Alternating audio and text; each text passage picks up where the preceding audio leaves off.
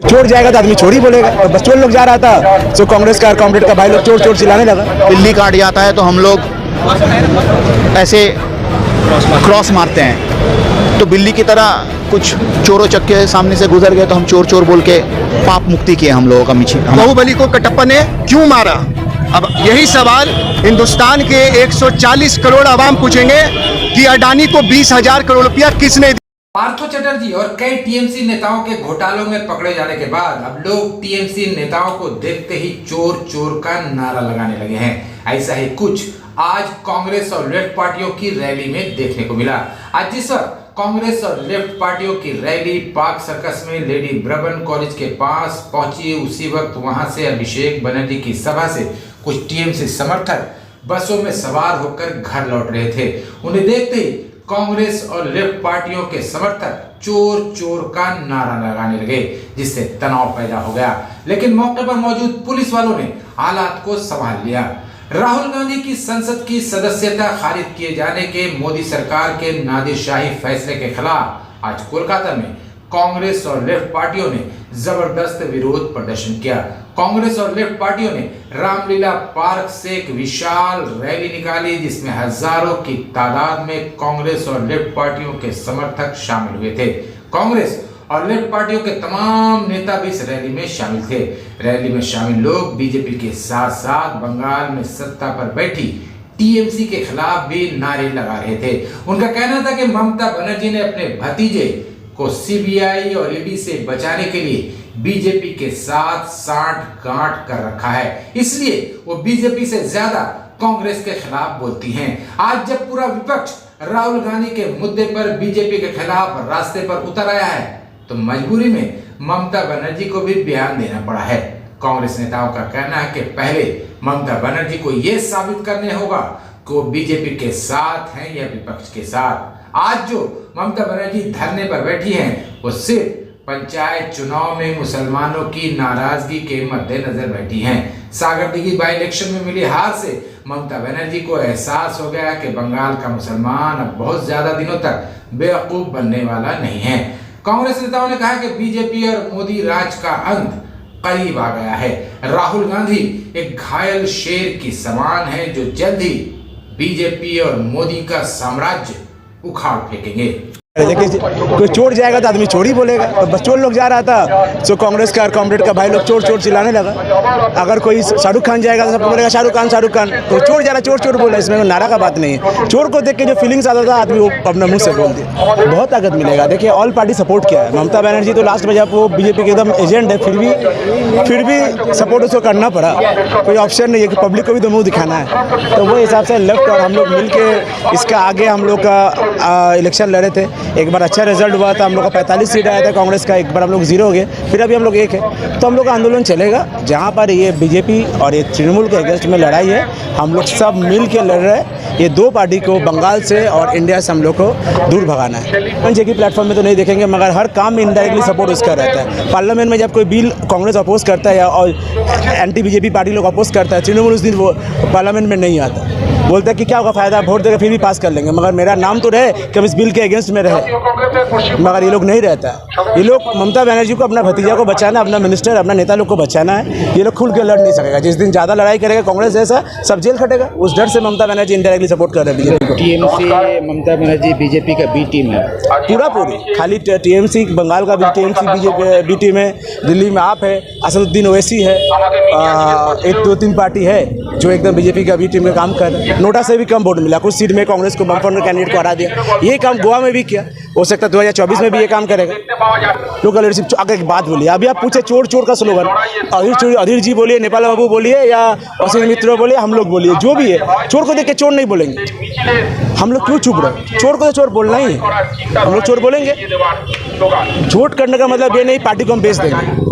अगर कल मेरा हम लोग का संग सीपीएम का संग जब जोड़ होगा हम लोग लड़ेंगे, अगर हम लोग लड़ते इसका आगे भी लड़ते, इसका मतलब ये नहीं कि हम लोग अपना पार्टी को लेफ्ट फ्रंट का बस बेच दिया।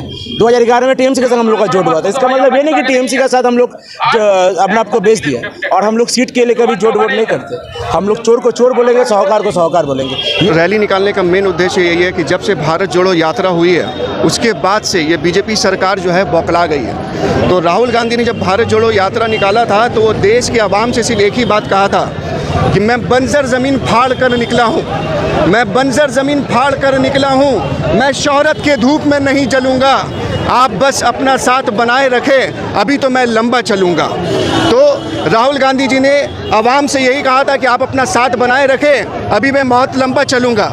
जैसे कि आप सब देख सकते हैं कि उनको अभी सदन से डिस्क्वालीफाइड कर दिया गया है, उसके लेकर एक आज बहुत बड़ा रैली का यहाँ पर इंतज़ाम किया गया है और आगे रामलीला पार्क से सीपीआईएम के भी कार्यकर्ता और लीडर्स वहाँ पर जुड़ेंगे इस रैली में। बात सुना है ना, घायल शेर और भी खूंखार होता है, और जब शेर घायल हुआ है तो वक्त बताएगा कि पॉलिटिकल करियर किसका ख़त्म हो रहा है। ये राहुल गांधी है। और रही बात कि उनको घर से बेघर कर दिया है, तो मेरा घर है ना, इनका घर है ना, हिंदुस्तान के आवाम का 130 घर का घर राहुल गांधी का घर है, उनको कोई बेघर नहीं कर सकता।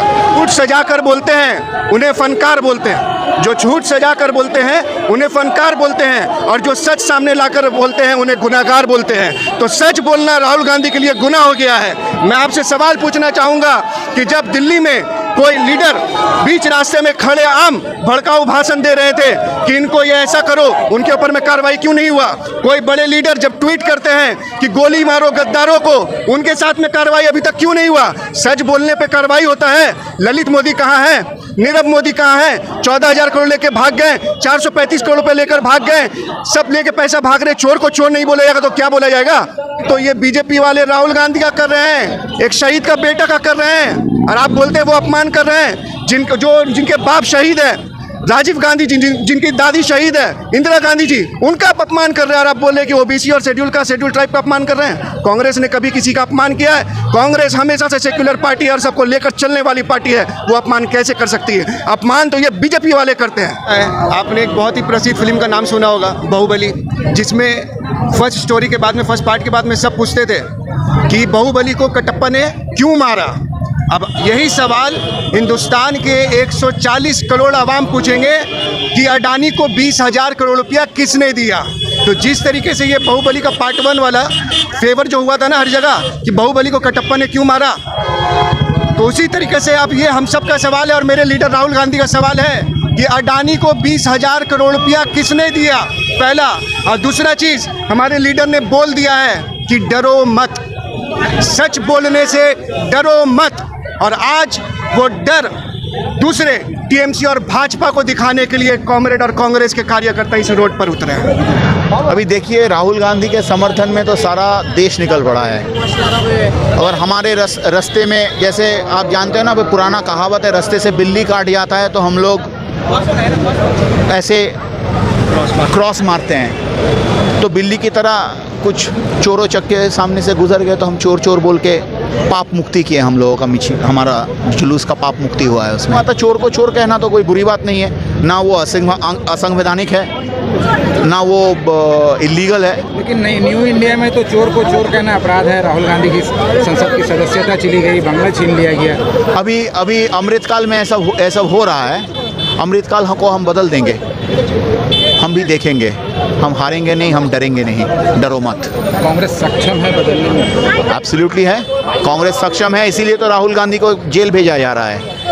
कांग्रेस सक्षम है, इसीलिए तो एक और बेलची होने वाला है। इंदिरा जी का समय हुआ था 78 में, एक बार और बेलची होने वाला है। इंसान का महत्वाकांक्षा होता है, उसमें कोई बुरी बात नहीं है। मेरा भी महत्वाकांक्षा है मैं विक्टोरिया मेमोरियल खरीद लूँ, महत्वाकांक्षा है भैया।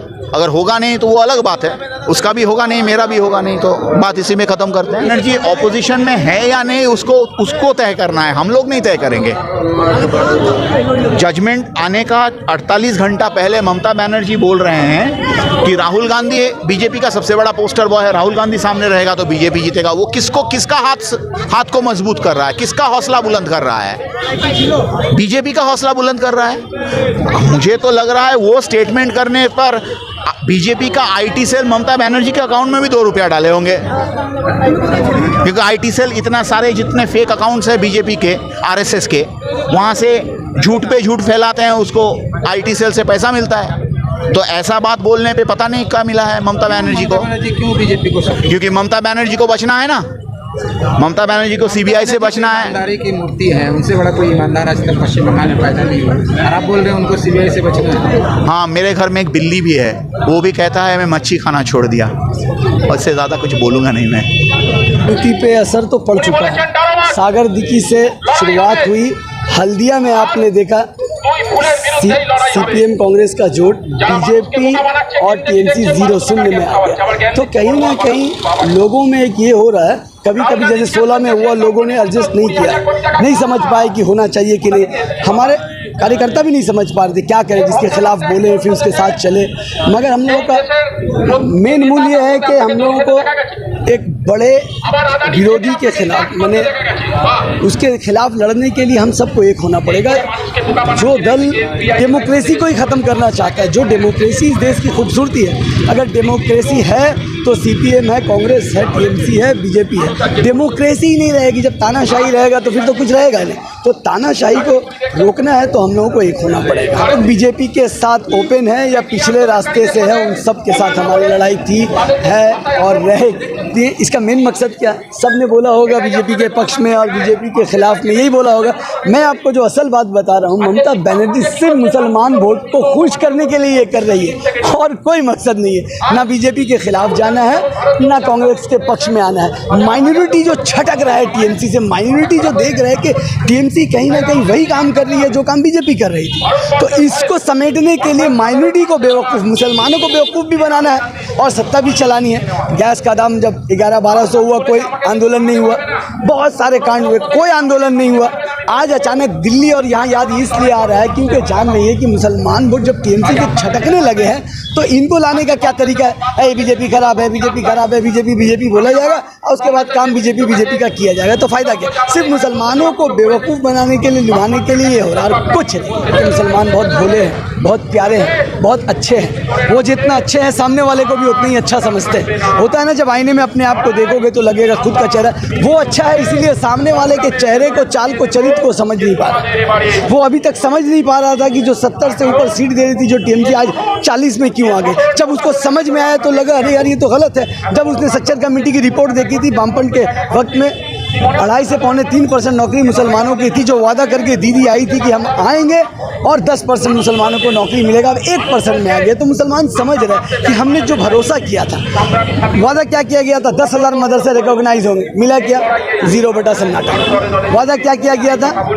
वक्फ की जितनी प्रॉपर्टी है उसके लिए हम लोगों का डिमांड क्या है कि वक्फ की जितनी प्रॉपर्टी है उसको आप वेबसाइट में डाल दीजिए ना, लोग जाने कहाँ कहाँ क्या वक्फ की प्रॉपर्टी है। अचानक कोई प्रमोटर ले लेता है, कोई कंस्ट्रक्शन हो जाता है। आपने कहा था जहाँ जहाँ 10% मुसलमानों, जहाँ उर्दू बोलने वाले लोग हैं वहाँ दूसरी ज़बान का दर्जा मिलेगा, मिला? नहीं मिला। जब इतना सारा चीज़ हो रखा, आप कोई भी इलाका, बंगाल का किसी भी कोना, जो भी माइनॉरिटी इलाका है वहाँ पर उठा के आप देख लीजिए, कोई भी उन्नयन अगर हुआ है इलाके में तो आप मुझे बताइए। अगर हुआ होगा, ममता बनर्जी के हाथ में था तो क्या हुआ था? उन्होंने कह दिया था कि 99% काम हो गया। जब कोई सरकार, कोई नेता अगर ये कहता है कि 99% काम हो गया, तो मकसद ये नहीं होता कि 99% काम हो, मकसद ये होता कि और कोई काम नहीं करना है। यही मकसद था। पहले उन्होंने अपने हाथ में रखा था कौन सा विकास हो गया, कहाँ पर मुसलमानों को नौकरी है बता दीजिए, कहाँ कहाँ नौकरी है दिखा दीजिए। नहीं है, आज भी नहीं होगा। अब रब्बानी को हटा के खुद आ जाएंगे। ये सब खेला है भाई। आप ईद के नमाज के टाइम दुपट्टा लगा के ईदगाह में जाने से मुसलमानों को नौकरी मिलेगी? अब तो वो भी बंद है। नहीं, नौकरी मिलेगी? नहीं मिलेगी। अब वो समझ रही है कि नहीं, एक वोट को सिक्योर करने के चक्कर में दूसरे वोट को खिलाफ नहीं किया जा सकता। कांग्रेस जात की राजनीति नहीं करती, कांग्रेस भेदभाव की राजनीति नहीं करती, कांग्रेस तोड़ने की राजनीति नहीं करती, कांग्रेस झूठ और फरेब की राजनीति नहीं करती। कांग्रेस सत्ता तक आना चाहती है मगर सत्य के रास्ते से। इसीलिए गांधी जी, मौलाना अबुल कलाम आज़ाद और हमारे इस युग के राहुल गांधी का एक ही कहना है कि डरो मत, और हम सत्ता चाहते हैं पर सत्य के रास्ते से, असत्य के रास्ते से हमें सत्ता नहीं चाहिए।